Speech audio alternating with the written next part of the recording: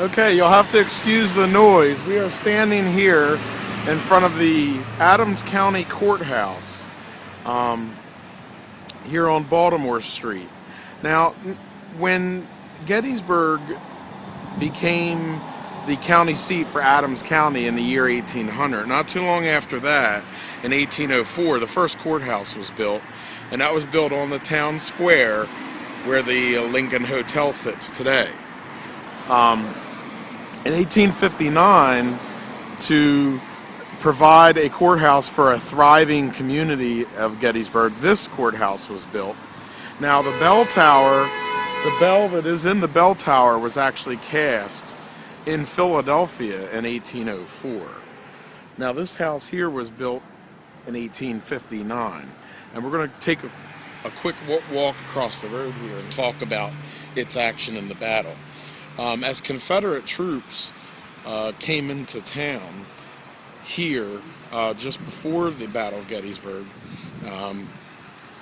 they camped out around this courthouse here. On July 1st, this became a field hospital, and both Union and Confederate soldiers were housed inside of here. And there is a story about the original courtroom inside here and judges' chambers where two Union soldiers hid from Confederates in the judges' chambers. Now, right there across the street, that house right there belonged to Fannie Bueller at 112 Baltimore Street, and she described the scene. The sights and sounds of the courthouse for a week after the battle are too horrible to describe. Limbs were amputated among the cries and groans of suffering humanity. Loads of arms and legs were carted outside of the town to be burned or buried. You know, the carnage of the Battle of Gettysburg created a new role for this courthouse, which was field hospital or army hospital, which on July 1st, like I said, the grim work of the surgeons began here. Now, across the street, and by the way, this is one of the only courthouses still in the nation where they do have the Ten Commandment plaque on the building.